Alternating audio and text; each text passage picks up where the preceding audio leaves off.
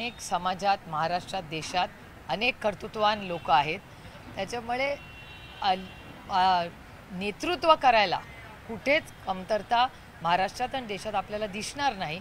पण ज्या पद्धतीने एवढी अस्वस्थता आज लोकांमध्ये दिसते, मग आरक्षण असेल, महागाई असेल, बेरोजगारी असेल, असे एवढे मोठे गंभीर प्रश्न आज राज्य आणि देशाच्या समोर आहेत।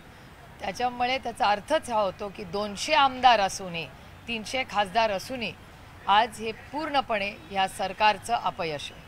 झारखंडचे सोरेन काल 2 दिवसापासून ते म्हणजे नॉट रिचेबल आहेत। एका बाजूला ममता बॅनर्जींची भूमिका, दुसरीकडे नितीश कुमार यांचं जाणं आणि आता परत एकदा सोरेन यांच्या बाबतीत तर्कवितर्क चर्चा सुरू आहे।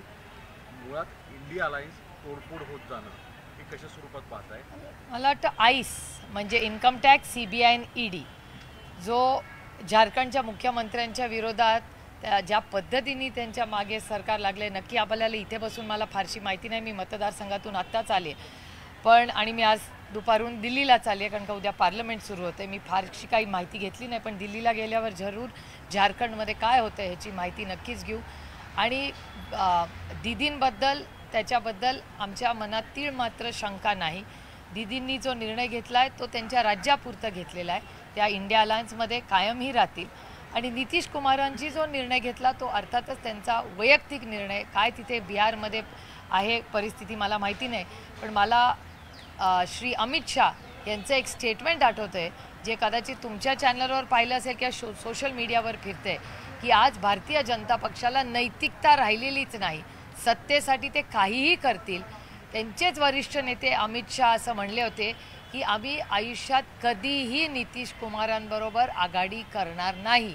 हे मी म्हणलेले नाही आहे, सोशल मीडिया आणि चॅनल्सवर अमित शहांचं स्टेटमेंट फिरते। त्याच्यामुळे मला असं वाटतं नैतिकता ही भारतीय जनता पक्षाकडे होती, ती पूर्णपणे या नवीन भारतीय जनता पक्षाने घालवली आहे। आणि सत्तेसाठी मग भ्रष्टाचार असू दे किंवा नैतिकता हे सगळे विसरून काही करा, आईस करा, म्हणजे इन्कम टॅक्स, CBI, ED तोड फोड, पक्ष फोडा, घरं फोडा, पण सत्तेत राहा। भारतीय जनता पक्षाचा अंतर्गत प्रश्न आहे, पण थोडंसं क्रेडिट आपण आईसला पण देऊया। आईस म्हणजे इन्कम टॅक्स, CBI आणि ED, त्यांनाही थोडंसं क्रेडिट द्यावं लागेल आपल्याला।